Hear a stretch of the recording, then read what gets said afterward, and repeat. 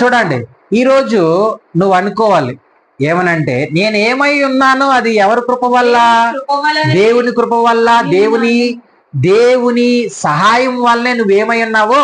దేవుని కృప అంటే తెలుసా? ఆయన కనికరము, ఆయన దయ, ఆయన సహాయము. చూడండి, ఆయనను నేను ఏమై ఉన్నాను అనేది దేవుని కృప వల్లనే అయి ఉన్నాను. చదువు. మరియు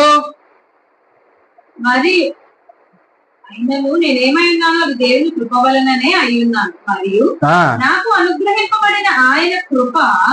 నాకు అనుగ్రహింపబడిన ఆయన కృప కాలేదు గాని వారందరికంటే నేను ఎక్కువగా ప్రయాసపడినది నేను కాను, నాకు తోడయున్న దేవుని కృపే. హల్లెలూయా.